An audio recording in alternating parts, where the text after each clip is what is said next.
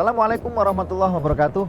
Sahabat beta yang kami cintai dan yang paling dicintai oleh Allah, dimanapun Anda berada. Pada kesempatan kali ini saya berada di Food Court Janco Arjuna Resto Kudus. Kita ngobrol-ngobrol santai tentang perkembangan kaligrafi di Nusantara. Sebelum Indonesia ada, itu ada istilahnya Nusantara. Kita nanti akan ngobrol-ngobrol tentang perkembangan mulai dari pasca Indonesia atau pra Indonesia atau Nusantara. Oke, pada kesempatan kali ini saya akan memberikan sekilas tentang perkembangan kaligrafi sebelum terbentuknya Indonesia atau Nusantara. Sebelumnya kita akan membahas tentang apa sih kaligrafi itu, ya. Kaligrafi itu kalau diistilahkan menurut bahasa itu terdiri dari kalios dan grep. Kalios itu keindahan dan grep itu tulisan. Jadi tulisan indah yang ditulis atau digores. Sebenarnya kaligrafi tidak hanya tulisan Arab, bisa jadi tulisan Jawa, bisa jadi juga tulisan Wonocoroko, itu Jawa ya. Kemudian tulisan Cina itu juga masuk tulisan indah yang juga disebut sebagai ragam dari kaligrafi. Langsung saja sahabat beta yang kami cintai, kita akan mencoba memberikan penjelasan tentang sejarah perkembangan kaligrafi pra-Indonesia atau zaman Nusantara awal yang saya tulis di papan kanvas berikut ini. Nah, berdasarkan dari data arkeologi,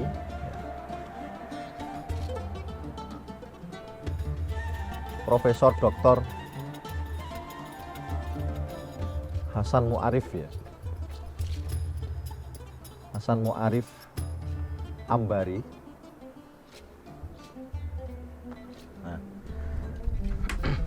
Kaligrafi gaya kufi ini sebenarnya sudah ada di Indonesia. Kaligrafi gaya kufi ya. Gaya kufi. Ini sudah ada di Indonesia atau Nusantara waktu itu ya. Nusantara.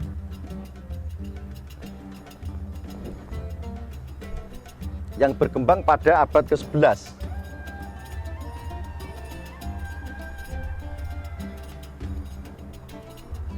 Pada abad ke-11. Dengan ditemukannya ya, dengan ditemukannya makam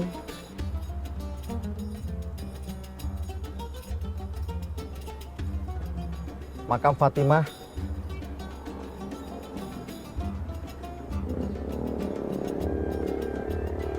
binti Maimun.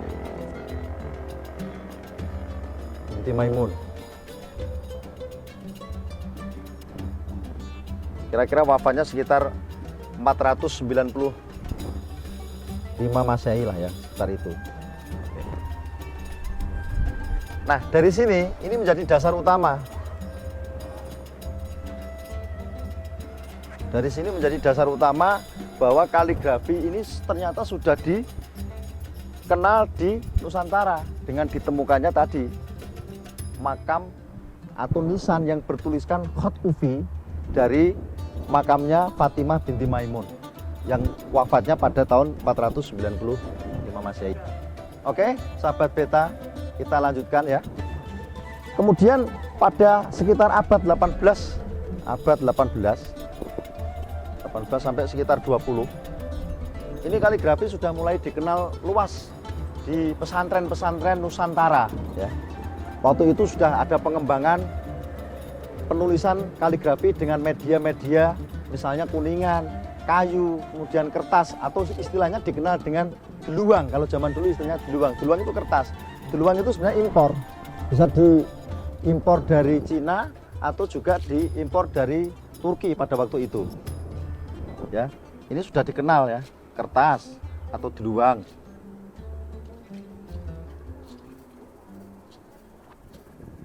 Kemudian kuningan,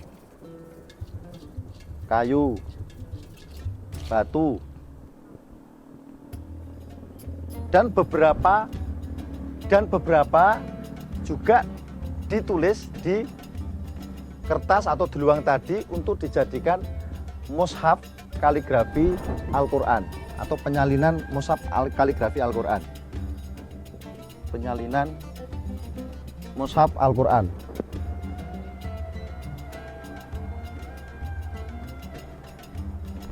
Nah, kira-kira seperti itu. Oke, sahabat beta yang kami cintai dimanapun Anda berada, kita lanjutkan kembali. Pada masa kemerdekaan atau sekitar abad 19, Pak Karno memerintahkan kepada salah seorang putra terbaiknya, yaitu bernama Profesor Salim Fakhri, untuk menulis Al-Quran pertama kali di Indonesia. Ditulis oleh Profesor Salim Fakhri. Nah, beliau ini adalah tokoh kaligrafi yang juga adalah salah satu guru besar kaligrafi yang nanti melahirkan tokoh-tokoh kaligrafer di Indonesia. Oke, sahabat beta yang kami cintai, selanjutnya pada abad ke-19 atau bertepatan dengan pasca kemerdekaan Republik Indonesia, Bapak Insinyur Soekarno memerintahkan penulisan Al-Quran kepada Profesor Salim Fakhri. Prof. Salim Fakhri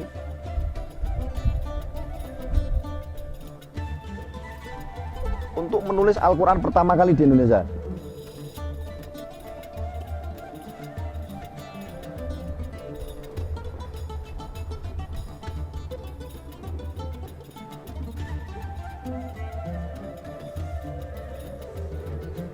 Ini sekitar tahun 1946. Nah, Profesor Salim Fakhri ini adalah cikal bakal atau istilahnya guru besar pertama kali di Indonesia yang kemudian melahirkan tokoh-tokoh kaligrafi di Indonesia seperti ada Pak Sirojudin, Pak Abdul Razak Muhili, dan seterusnya ke bawah-bawah sampai sekarang. Oke, selanjutnya pada tahun sekitar 1961 oleh seorang tokoh kaligrafi yang juga adalah kader dan murid kesayangan Profesor Salim Fakhri, yaitu Ustadz atau Kiai Abdul Razak Muhili, ya. Beliau menulis buku yang berjudul Tulisan Indah. Itu buku pertama kaligrafi yang ditulis oleh putra terbaik Indonesia. Pertama kali ditulis. Buku kaligrafi pertama, ya.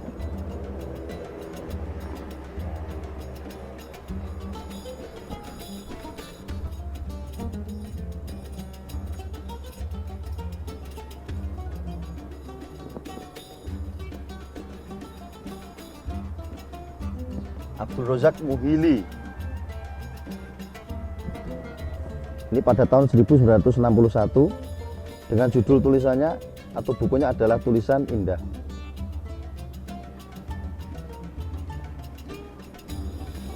Kemudian berlanjut pada tahun 1971 ada seorang yang juga guru besar kaligrafi di Indonesia. Beliau adalah muridnya Kiai Abdul Razak Muhili.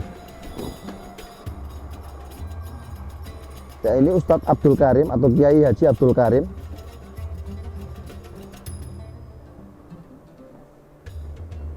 Pada tahun 1971 ini beliau menulis buku juga, buku kaligrafi.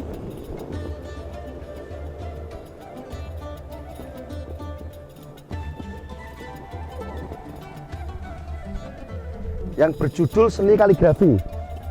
Judulnya Seni Kaligrafi.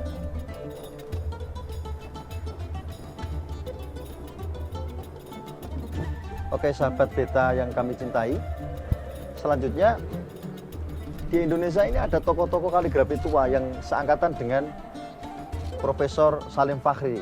Ya, diantaranya adalah Pak Kiai Haji Darami Yunus.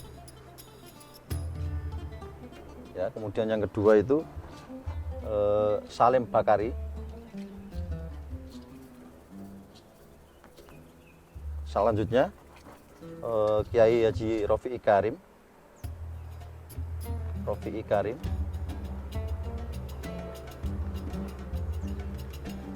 ya. Ini bareng nyambung dengan Profesor Salim Fakhri ya. Ini seangkatan dengan Profesor Salim Fakhri.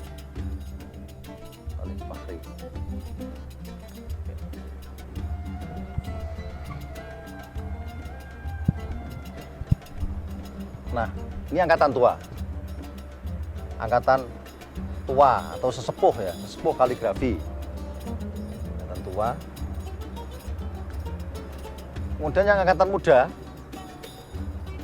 generasi angkatan muda ini adalah selanjutnya setelah 4 tokoh tadi.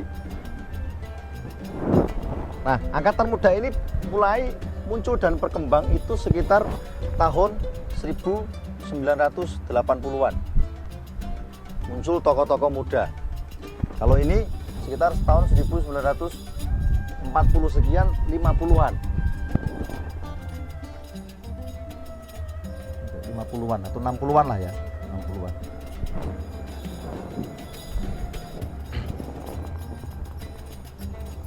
Ya, diantaranya ada Pak Kiai Didin Sirojudin. Nah, beliau ini pendiri Lemka ya. Lemka Jakarta dan Lemka Sukabumi. Kemudian yang kedua ada Pak Kiai Haji Nur Aufa Siddiq Kudus. Nah, dua orang ini adalah guru besar saya. Yang Pak Didin Sirojudin ini juga adalah salah satu dari murid Bapak Profesor Dr. Salim Fakhri dan Bapak Kiai Haji Abdul Razak Muhyiddin. Sedangkan Pak Kiai Nur Aufa Siddiq ini juga beliau adalah salah seorang murid dari Bapak Kiai Abdul Razak Muhyiddin. Kemudian selanjutnya ada Muhammad Sadali.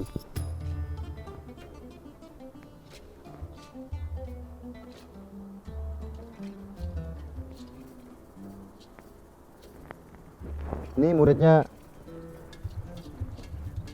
Bapak Kiai Haji Abdul Razak juga.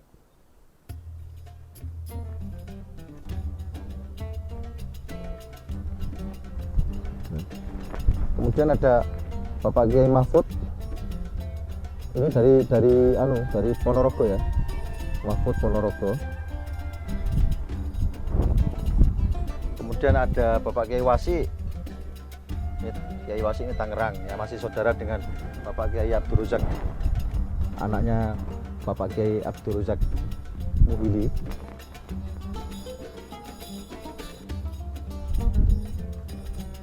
Abdul Faiz atau Pak Kiai Abdul Faiz ya.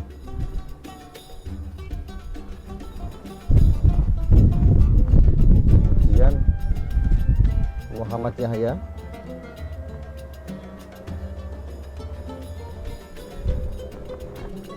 Ada juga Bapak Kiai Humaydi Ilyas. Pak Humaydi Ilyas ini dari Bantul ini. Ilyas Bantul. Ada juga Bapak Kiai Misbahul Munir. Misbahul Munir ini dari Malang. Nah, ini tokoh-tokoh angkatan muda ya, sekitar tahun 80-an ini mulai berkembang. Bahkan Pak Didin ini sudah mulai membuat Lemka, mendirikan Lemka di Jakarta ini sekitar tahun 80-an. Nah, dari sinilah nanti terus berkembang kaligrafi, sehingga nanti ada kaligrafer tua, kaligrafer muda, dan kaligrafer remaja. Ini ada kaligrafer remaja, nanti ini banyak sekali nih. Ini udah kelasnya sudah ratusan, bahkan Indonesia ini sudah ribuan.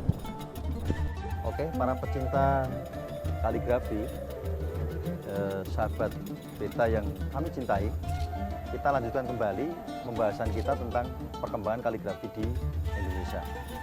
Tadi sudah saya paparkan dan saya jelaskan tentang perkembangan kaligrafi klasik ya, yang berbau tulisan murni, yang ada kaitannya dengan tokoh-tokoh seperti Pak Profesor Salim Fakhri dan seterusnya, sehingga Pak Didin dan Pak Kiai Nur Aufa dan seterusnya. Tapi di sisi lain ada yang menarik. Pada sekitar tahun 1979 di Indonesia ini muncul gebrakan-gebrakan dari seniman-seniman lukis yang menginginkan kaligrafi tidak hanya ditulis begitu-begitu saja. Yang pada intinya adalah mereka ini muncul dari para seniman-seniman lukis Indonesia yang mumpuni. Nah, tokoh-tokohnya ini adalah diantaranya Pak Profesor Sadali, kemudian Bapak Profesor Ade Piros, ya, Profesor Sadali, Profesor Ade Piros, ini dari Garut, Ade Piros ini dari Aceh, ya. Dan ada Amri Yahya,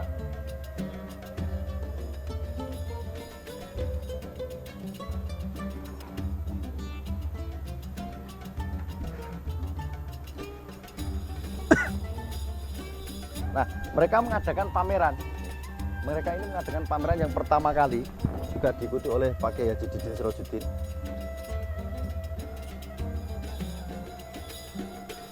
Pertama kali pameran kaligrafi, ya, di Indonesia. Pertama kali pameran kaligrafi itu tahun 1979 berbarengan dengan MTQ nasional ke-11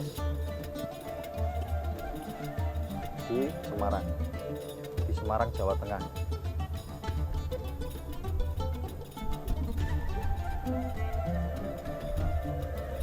Ada yang lucu, Pak Kiai Haji Didin Sirajuddin ini pernah cerita kepada saya bahwa beliau ini pertama kali pameran kaligrafi ini menggunakan cat di kaca itu karena tidak ada karya.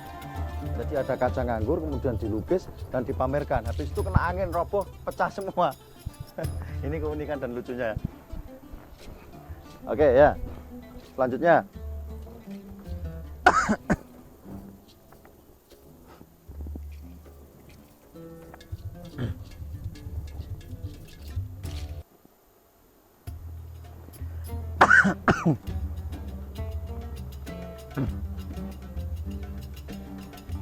Pameran media massa, pertama media massa sedunia tahun 83 di Oke Mas, masih lihat sana ya? Oke, selanjutnya ini masih tentang pameran kaligrafi yang diselenggarakan oleh para tokoh-tokoh kaligrafi ini. Ya, kemudian pameran selanjutnya disusul pada tahun 1980. Ini ada pameran yang luar biasa, ini di pameran media massa namanya, pameran media massa. Ini tingkatnya bukan lokal ya, tapi tingkat dunia ini, tingkat dunia. Ya, diselenggarakan di Jakarta.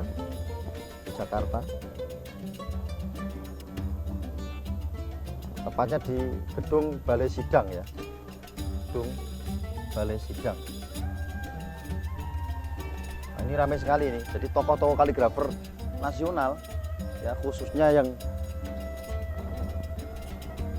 dipelopori oleh Profesor Sadali, Ade Piros dan Amri Yahya ini bikin lukisan-lukisan yang kelasnya mendunia. Sobat Beta yang kami cintai, kita lanjut lagi ya, santai saja. Kemudian pada tahun 1981 ini juga muncul lagi pameran kaligrafi nasional. Nah, ini di MTQ nasional,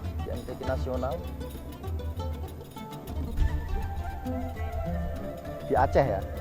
Ingat saya di Aceh ini, di Aceh. Yang ke-12 ya.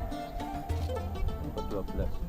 Kemudian berlanjut pada tahun 1991 MTQ nasional di Yogyakarta. Jadi pameran kaligrafi ini tumbuh subur seperti jamur di musim hujan. Banyak sekali pameran-pameran. Dan ini generasi tua ini melahirkan generasi-generasi muda yang karya-karya mereka ini menjadi rujukan dan referensi awal muncul tokoh-tokoh muda dari pelukis-pelukis kaligrafi nasional itu. Ada diantaranya adalah Saiful Adnan. Saiful Adnan ini aslinya dari Padang, cuma sekarang menetap dan tinggal di Jogja. Kemudian Hendra Buana, sama Hendra Buana juga dari Padang. Hendra Buana sekarang juga menetap di Jogja. Hendra Buana. Kemudian ada Yetmon Amir, ada Hatta Hambali.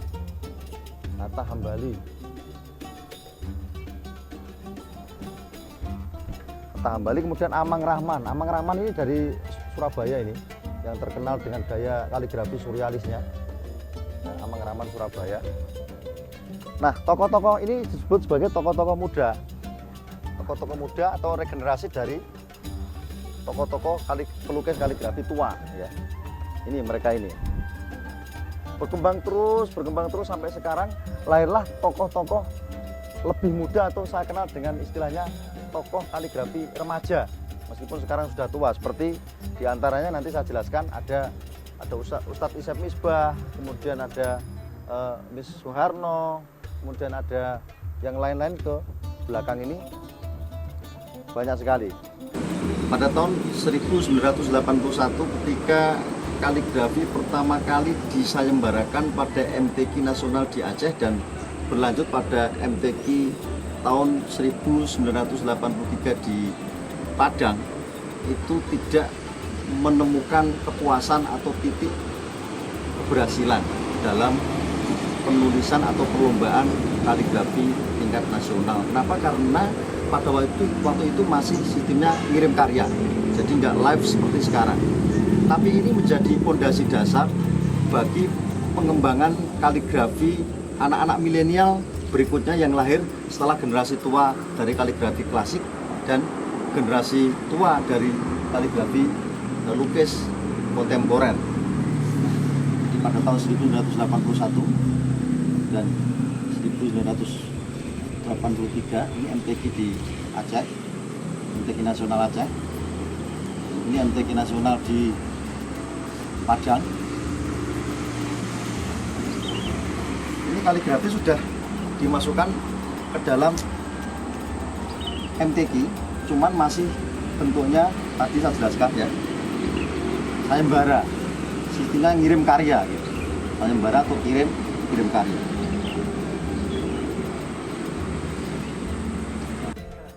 Meskipun pada MTQ 1981 di Aceh dan 1983 di Padang ini kurang maksimal, tapi ini menjadi fondasi dasar pengembangan kaligrafi milenial abad 20 yang dikembangkan nanti tokoh-tokoh muda. Di antaranya ada Ustadz Isep Misbah, pendiri Noktah ya. Dan di sini juga lagi nanti ada saya sendiri, Ustadz Asiri, Muhammad Asiri, pendiri Asiriat atau PSKQ.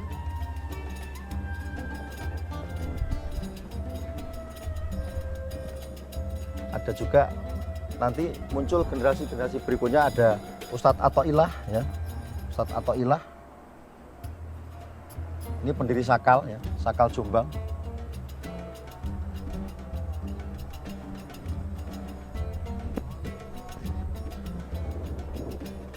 Dan muncul lagi generasi berikutnya, ada Ustadz Zainuddin misalnya. Ustadz Zainuddin ini pendiri Zainun Lil Khototin di Bogor ya, Zainun Lil Khototin JLK ya, atau ZLK ini di Bogor. Oke, teman-teman Beta TV yang kami cintai, tidak ketinggalan pada sekitar tahun 2000 atau tahun 2000-an. Ini gejala virus menulis kaligrafi pada mushaf Al-Quran ini sangat gila sekali. Ada mushaf Ibutin, ada mushaf Sundawi, bahkan mushaf Selangor. Ini yang nulis orang-orang Indonesia ini, kaligrafer senior saya ini di Indonesia. Ada mushaf Jawa Timur, ada mushaf Banten atau mushaf Al-Bantani. Al-Bantani. Nah, tokoh-tokoh dari kaligrafer yang menulis mushaf-mushaf tersebut adalah diantaranya ada Kiai Haji Awi Hasan dari Jabar, ada Kiai Haji Mahmud Arham. Mahmud Arham ini guru saya semua juga ini. Ini dari Banten atau Tangerang. Ada Kiai Haji Faiz ini terlibat juga, Faiz Abdul Razak Muhyiddin. Abdul Razak.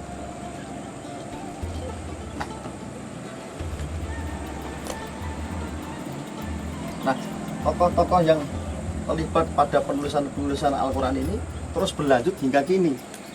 Saya sendiri menulis Al-Quran Akbar Indonesia yang terbesar di dunia, ukuran 3 meter x 2 meter. Kemudian ada Ustadz Isyep Misbah juga menulis Al-Quran pesanan dari Depak. Itu tahun 2018, dan saya juga menulisnya sekitar tahun 2018 pada tahun yang sama. Dampak-dampak dari pengembangan MTQ yang setiap tahun ini berkembang pesat, maka lahir kaligrafer-kaligrafer yang tidak terbendung lagi jumlahnya, sehingga mencapai ribuan. Dan ini berimbas positif kepada pengembangan kaligrafi di Indonesia ini yang semakin populer dan semakin maju sedemikian pesatnya, sehingga muncul beberapa metode pengembangan kaligrafi, seperti ada metode taklidi yang dikembangkan oleh Ustadz Athoillah di Sakal, atau metode manhaj asiri yang dikembangkan di PSKK, atau metode gaya lemka yang dikembangkan oleh Pak Didin Sirojudin di Lemka Sukabumi, dan metode MTQ yang dikembangkan oleh Ustadz Zainuddin Rois di Bogor. Dan itu menjadi satu kesatuan atau sinergi dalam metode pengembangan kaligrafi di Indonesia yang saling melengkapi satu dengan yang lainnya. Hingga kini, kader-kader kaligrafi yang tersebar di Indonesia yang muncul itu adalah kaligrafer-kaligrafer yang tidak hanya berkualitas juara pada event-event lokal, tetapi juga menjuarai dan menguasai prestasi kejuaraan pada event-event tingkat ASEAN atau tingkat internasional yang sudah sedemikian rata. Banyak sekali kader-kader PSKK modern yang menjuarai kaligrafi tingkat ASEAN dan internasional, juga kader-kader Lemka, juga kader-kader Sakal, dan yang lainnya. Jadi hampir semuanya rata. Nah, yang paling penting adalah bagaimana kita mengembangkan kaligrafi itu tidak hanya bisa menjadi bagian dari kesenian dan keindahan kaligrafi, tetapi juga menjadi media untuk pengembangan ekonomi kreatif yang saya pelopori di PSKK dengan saya memberdayakan lingkungan masyarakat sekitarnya untuk memberikan edukasi tentang kaligrafi terapan yang kita bisa olah ke dalam berbagai media seperti GRC, Kuningan, Tembaga, Kayu, dan media-media lain yang menghasilkan dan menghidupkan ekonomi kerakyatan. Kira-kira begitu teman-teman Beta TV yang kami cintai dimanapun berada. Pada kesempatan kali ini saya kira cukup penjelasan dan paparan saya tentang perkembangan kaligrafi di Indonesia yang sangat singkat dan sederhana ini, karena waktunya terbatas. Tapi insya Allah lain kali kita akan memberikan penjelasan, paparan, dan cerita sedetail-detailnya tentang perkembangan kaligrafi di Indonesia yang lebih segar dan menggoda. Oke, billahi taufiq wal hidayah. Wassalamualaikum warahmatullahi wabarakatuh. Salam cinta, salam alif pada seluruh pecinta Beta TV dimanapun Anda berada.